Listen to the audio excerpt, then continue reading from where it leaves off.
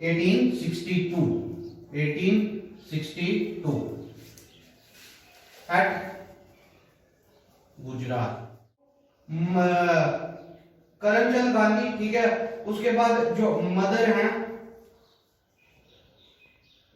Mother का नाम कस्तूरबा गांधी, कस्तूरबा गांधी। और इनकी एक वाइफ थी, ठीक है। वाइफ के बारे में तो आपको पता ही है,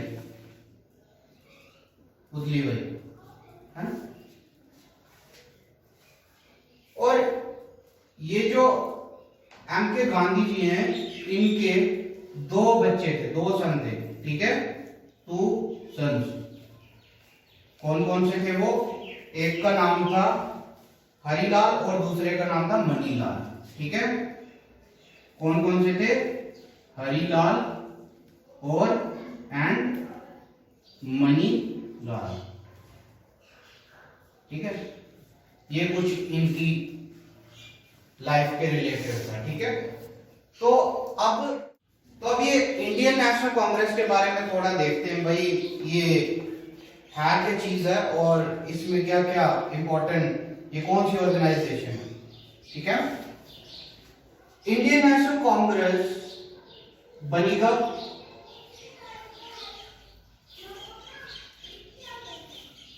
1885 में। और इस ऑर्गेनाइजेशन का फाउंडर कौन था? A.O. ह्यूम, ठीक है। और ये A.O. ह्यूम कौन था? एक सिविल सर्वेंट था।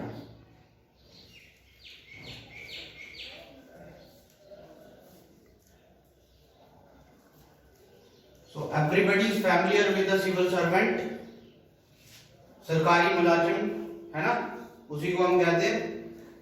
तो सिविल सर्वेंट, तो इस पर्सन ने ये ऑर्गेनाइजेशन की नींव रखी।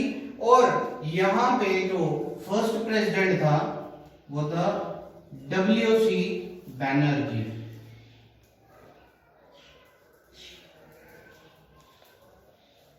W.C. बैनर्जी, ओके। तो अब ये जो पॉलिटिकल ऑर्गेनाइजेशन है ये इंडिया में काम कर रही है। तो जब गांधी जी आए तो उस टाइम पे दो पर्सन्स थे, दो तरह के, ठीक है। एक थे मॉडरेट्स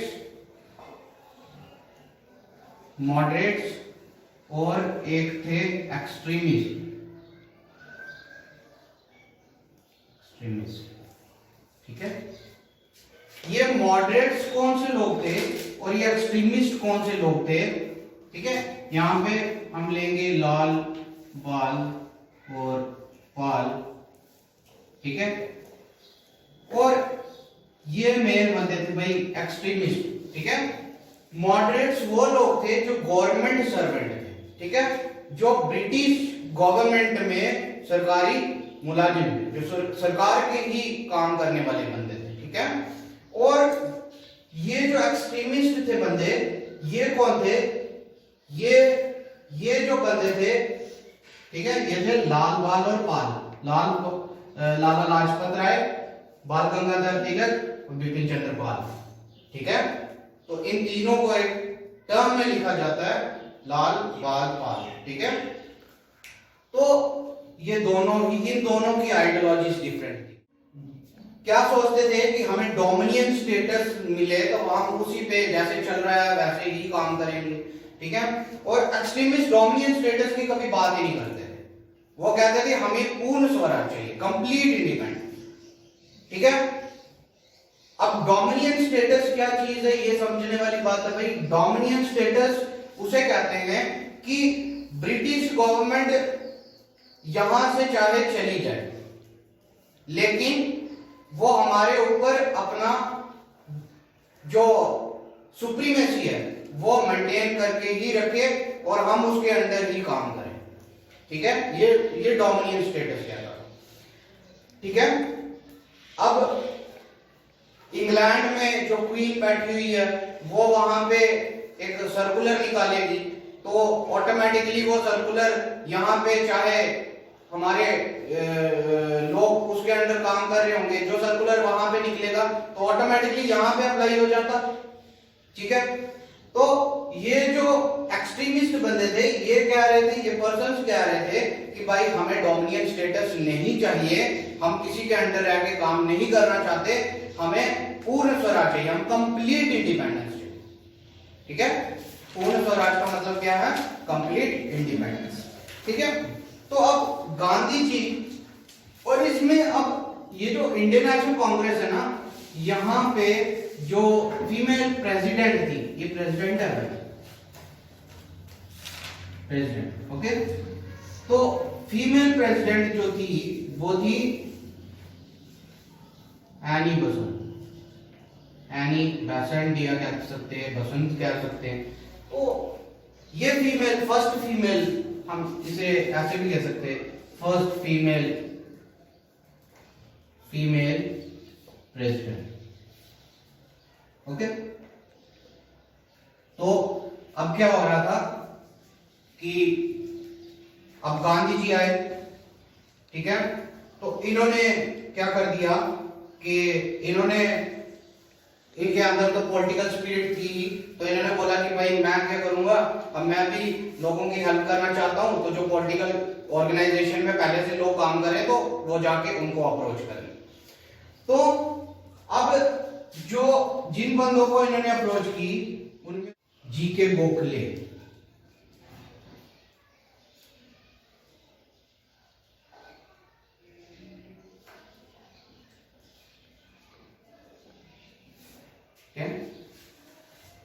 जीके गोखले, तो ये जो जीके गोखले थे, ठीक है, इन जीके गोखले को जीके गोखले ने गांधी जी को मेन जो कामकाज थे वो समझाए, और उसके बाद क्या था कि जो पॉलिटिकल सिस्टम चल रहा था, ठीक है, जो प्रेजेंट सिनेरियो चल रहा था उस सिचुएशन के बारे में बताया कि इस तरह से जो भी सिचुएशन है हमारी इंडिया कॉलोनियल रूल में, डिस्क्रिमिनेशन चल रही है, ठीक है, और लोगों को इस तरह की हेल्प चाहिए, तो गांधी जी ने भी मौका देके इसमें अपना भाग ले लिया।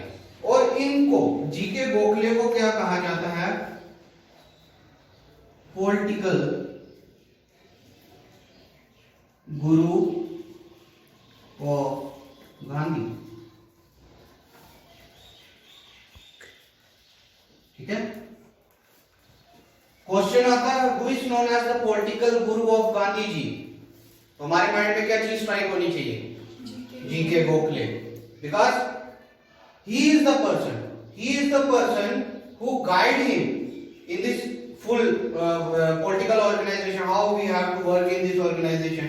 अब गांधी जी इनके नेतृत्व में कामकाज करने स्टार्ट हो गए, जो आगे का जो भी प्रोसेस है उसमें भाग लेना।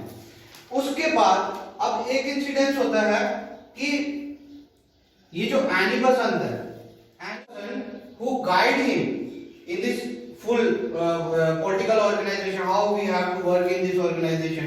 अब गांधी जी इनके नेतृत्व में कामकाज करने स्टार्ट हो गए, जो आगे का जो भी प्रोसेस है उसमें भाग लेना। उसके बाद अब एक इंसिडेंस होता है कि ये जो एनी बसंत है, एनी बसंत और ये जीके गोखले, इन सब ने मिलकर एक बनारस हिंदू यूनिवर्सिटी की इनॉग्रेशन हो रही थी। ठीक है, बनारस हिंदू यूनिवर्सिटी बिहार में अभी, ठीक है, बनारस हिंदू यूनिवर्सिटी, तो इसकी इनॉग्रेशन हो रही थी। क्या हो रही थी? इनॉग्रेशन हो रही थी। तो यहां पे गांधी जी को बुलाया गया। ठीक है, अब पहली बार गांधी जी यहां पे लोगों के सामने क्या होने वाले थे? रूबरू होने वाले थे, अपनी स्पीच देने वाले थे। तो इस इनॉग्रेशन में गांधी जी ने अपनी स्पीच दी और लोगों को इंस्पायर कर दिया, प्रभावित कर दिया। तो लोगों ने क्या किया कि उनको इंसिस्ट किया कि यहां पे हमें एक हेल्प चाहिए आपकी, हमें क्या हो रहा है? चंपारण, ठीक है, चंपारण में आपकी हेल्प चाहिए। तो चंपारण एक जगह थी, ठीक है, एक प्लेस है, एक डिस्ट्रिक्ट है बिहार का। तो वहां पे हमें आपकी हेल्प चाहिए। तो गांधी जी ने यहां पे अपनी सहमति दे दी, ठीक है, यहां पे क्या कर दिया, अपनी सहमति दे दी।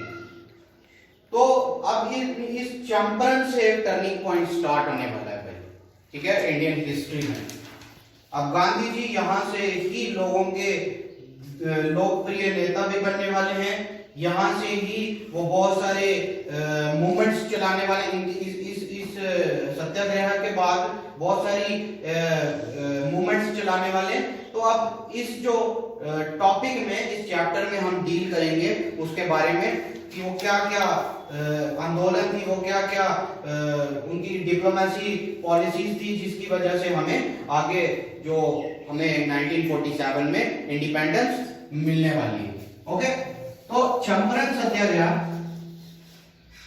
ठीक है, चंपारण सत्याग्रह में क्या हो रहा था कि अब इसको हम थोड़ा समझने की कोशिश करेंगे, ठीक है। चंपारण सत्याग्रह,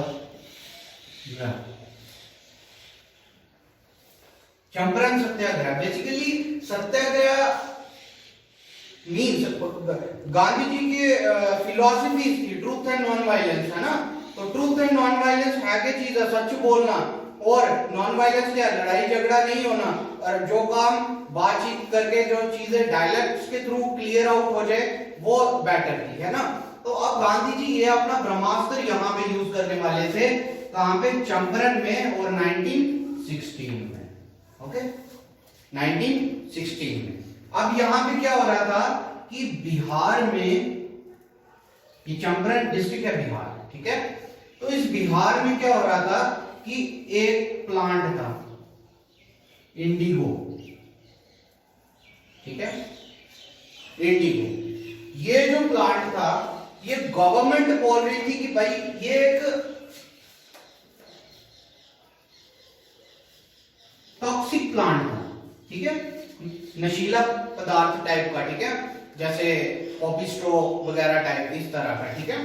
तो अब ये जो इंडिगो था, ये गवर्नमेंट बोल रही थी कि भाई आप इसको, जो जमींदार हैं, ये जो लैंड और जो पीजेंट्स हैं, उनको बोल रही थी कि आप इसको वहां पे कल्टीवेट करो, ठीक है, और कल्टीवेट करके ये जो प्लांट से जो हार्वेस्ट करके ये गवर्नमेंट को वापस, ठीक है, दो। और अब इसकी वजह से क्या हो रहा था, जो लैंड थी वो इनफर्टाइल हो रही थी। क्या हो रही थी, इनफर्टाइल। इनफर्टाइल का मतलब आपको पता ही है कि वो अपनी फर्टिलिटी खो रही थी, क्योंकि ये जो था ये टॉक्सिक प्लांट था, ठीक है। तो इसकी वजह से लैंड इनफर्टाइल हो रही थी। तो अगर इनफर्टाइल हो जाएगी तो आगे फर्दर क्या होगा कि वो क्या होगा, वो आगे उपजाऊ नहीं होगी, है ना, उसमें आगे खेती बाड़ी हो ही नहीं सकती। तो अब उसके बाद चलो ये तो उगा रहे थे ये बंदे, लेकिन गवर्नमेंट इन्हें इनकी जो वेजेस थी, इनके जो शेयर्स थे वो नहीं दे रहे, ठीक है, और इन पे हैवी टैक्सेस वगैरह वो क्या कर रही थी, वो इन पे इंपोज कर रही थी। तो अब होता क्या कि ये जो चीज, इस चीज की वजह से ये जो लेबरर्स है, ये जो पीजेंट्स है, फार्मर्स है, तो ये बहुत ही ज्यादा परेशान हो चुके थे। तो इन्होंने जब ये देखा कि बनारस हिंदू यूनिवर्सिटी में गांधी जी इस तरह से लोगों को प्रेरित कर रहे हैं, तो इन्होंने डायरेक्टली अप्रोच कर दिया गांधी जी को कि आप अपना ये जो ब्रह्मास्त्र है, सत्याग्रह है, उसको यूज करके हमें हेल्प करो, ठीक है। गांधी जी एग्री हो गए, गांधी जी कहते ठीक है, मैं आपके साथ रेडी। तो गांधी जी ने यहाँ पे अप्लाई कर दिया, कौन सा, अपना सत्याग्रह। तो अब ये चले गए हंगर स्ट्राइक के लिए, और जितने भी पीजेंट्स वगैरह थे ये रिफ्यूज हो गए कि हम आगे आपको फर्दर जो हमारे जो ये इंडिगो वाली जो प्लांट है, हम नहीं इसको अपने जो जमीनें हैं उनके ऊपर हम इसे कल्टीवेट नहीं करेंगे, और साथ में हम आपको टैक्स भी नहीं देंगे, ठीक है। लेकिन स्लोली स्लोली स्लोली क्या हुआ, कुछ दिनों बाद गवर्नमेंट को उनकी जो शर्तें थी वो मानने पे मजबूर होना पड़ा, और फाइनली क्या हुआ, ये जो एक्ट था ये अबॉलिश हो गया। ठीक है, उन पे जो टैक्स इंपोज किया गया था वो खत्म हो गया। ठीक है, उसके बाद यहां से गांधी जी ने पहली जीत दर्ज कर ली। ठीक है, सत्याग्रह। उसके बाद गांधी जी का जो सेकंड अटैक था वो था अहमदाबाद।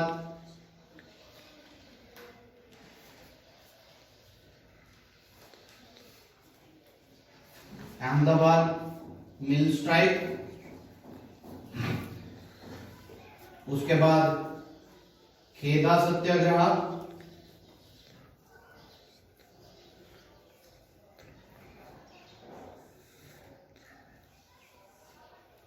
ठीक है, यहां पे भी अहमदाबाद मिल स्ट्राइक में लास्ट क्लास में हमने डिस्कस किया था कि अहमदाबाद मिल स्ट्राइक में जो वहां के जो लेबरर्स थे, जो वर्कर्स थे, उनको उनकी जो वेजेस है वो नहीं दी जा रही थी, उनके साथ डिस्क्रिमिनेशन हो रही थी, और इक्वल पे और इक्वल वर्क वाला जो कंसेप्ट था वो इनके साथ में नहीं एप्लीकेबल हो रहा था।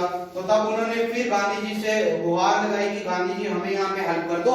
तो गांधी जी ने फिर वहां पे हंगर स्ट्राइक की, और जो नॉन वायलेंस है उसको अपना हथियार बना के उनको भी जो सक्सेस है वो अटेन करवाई। उसके बाद खेदा सत्याग्रह में भी उन्होंने बड़ा योगदान दे दिया। ठीक है, अब ये जो चीजें हैं ना, इसकी वजह से क्या हो रहा था, एक चीज हो रही थी, वो क्या हो रही थी कि गांधी जी के रिलेटेड, गांधी जी के प्रति लोगों को क्या हो रहा था, एक अलग सी फीलिंग आ रही थी, एक मसीहा वाली फीलिंग आ रही थी कि यही जो पर्सन है यही हमें क्या कर सकते हैं, इस तरह की जो डिस्क्रिमिनेशन हमारे साथ हो रही है उनसे हमें क्या कर सकते हैं, हमें आजाद करवा सकते हैं और हमारे देश को क्या करवा सकते हैं, इंडिपेंडेंट। ठीक है, इंडिपेंडेंट करवा सकते हैं। तो अब लोगों का विश्वास गांधी जी के ऊपर अटल हो चुका था। और रॉबलेट एक्ट में क्या था कि अब बहुत सारी जगहों पे एजिटेशंस हो रही थी। ठीक है, मेन पॉइंट्स बताता है। तो अब ये रॉबलेट एक्ट गवर्नमेंट ने पास कर दिया, क्योंकि गवर्नमेंट नहीं चाहती थी कि फर्दर कोई भी एजिटेशन हो। तो गवर्नमेंट ने एक रॉबलेट एक्ट पास किया, और गवर्नमेंट ने बोला कि कोई भी बंदा हमें शक की बुनियाद पे ये काम करते दिखाई दिया, जो गवर्नमेंट के अगेंस्ट बोलता है, जो उसकी पॉलिसीज को डिस्क्रिमिनेशन बता रहा है, तो हम उस बंदे को विदाउट ट्रायल सीधा क्या करेंगे, उस पे एक्ट लगा के उसे सजा देंगे। ठीक है, तो ये अब गलत बात थी। ठीक है, तो शक की बुनियाद पे किसी को भी पकड़ा जाए तो किसी को भी मारा जाए, है ना, ये तो गलत था सिस्टम। तो अब इस रॉबलेट एक्ट में क्या हो रहा था कि इन्होंने कुछ लोग थे उनको डिटेन कर लिया था अंग्रेजों ने। जैसे एक पर्सन का नाम बताता हूं, किचलू।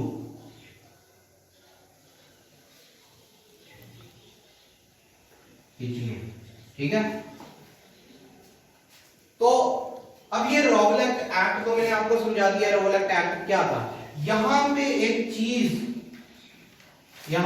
चीज है, एक रिट है, वो क्या हो रहा था, वो वायलेट हो रहा था। ठीक है, वो रिट था हैबस कॉर्पस।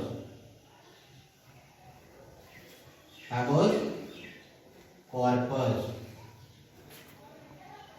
Habeas corpus. तो पहले हम समझने की कोशिश करेंगे रिट। ठीक है, रिट क्या होती है और कितने टाइप की होती है। ठीक है, क्योंकि बेस बनाना बहुत ही ज्यादा स्ट्रॉन्ग है, क्योंकि ऐसे हमें पता नहीं चलेगा कि क्या है।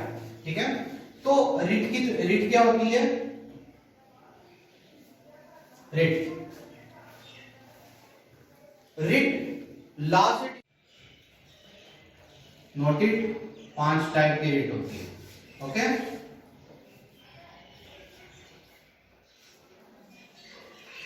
प्रोहिबिशनरी,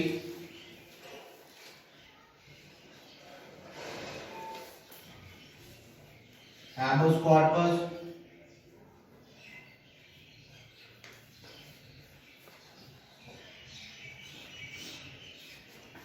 सेंचुरी,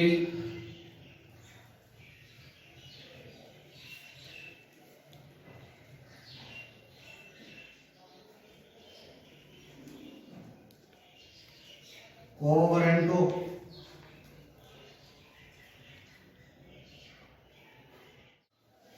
मेंडालस। ओके, इनको ब्रीफ करने की जरूरत नहीं है, लेकिन आपको ये चीज समझनी जरूरी है क्योंकि यहाँ पे रेगुलर फैक्ट में हैबस कॉर्पस ही वायलेट हो रहा है। तो हैबस कॉर्पस क्या कहता है? A person have a body. अब इसका मतलब क्या है कि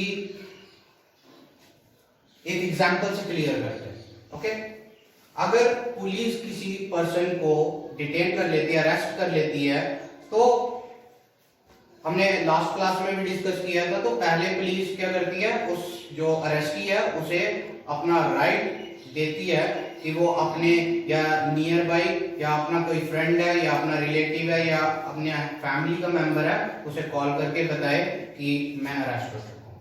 ठीक है, यह राइट है एक अरेस्टी का। उसके बाद डिफेंस लॉयर। ओके, लॉयर भी दो तरह के लॉयर्स होते हैं भाई। ठीक है, एक होता है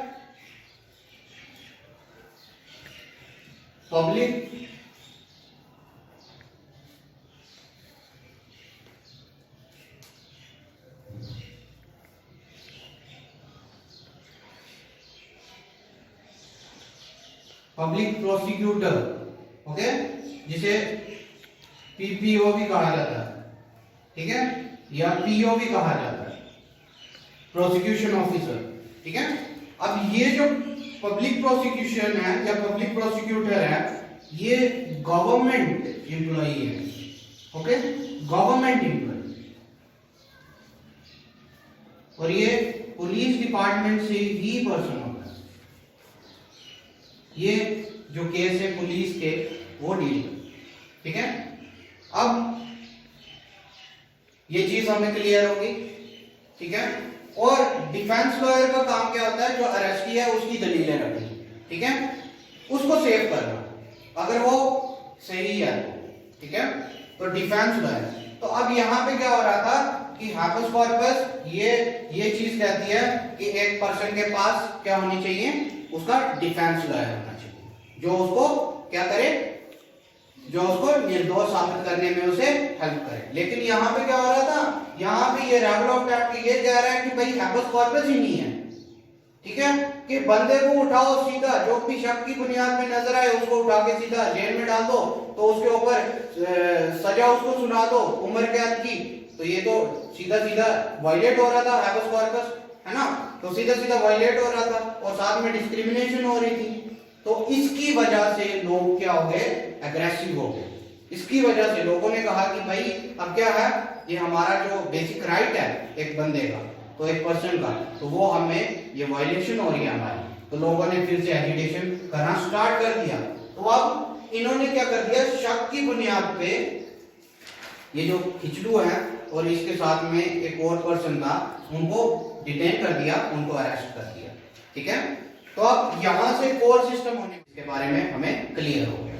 और उसके बाद जो कल का टॉपिक रहेगा हमारा, वो उसमें हम डिस्कस करेंगे non cooperation movement. Okay, then Khilafat movement. ठीक है, Khilafat and non cooperation movement they are the same movements, दोनों मूवमेंट एक ही टाइम पे चल रही थी। ठीक है, उसके बाद अपना 60 सत्याग्रह। ठीक है, इस तरह से गांधी जी ने कैसे कैसे हमें आजादी दिलाने में हेल्प की। ठीक है, और till 1948 till the partition of India. Okay, तो ये सारा का सारा चैप्टर यहाँ पे हम क्लियर आउट करेंगे। ठीक है, ओके, थैंक यू।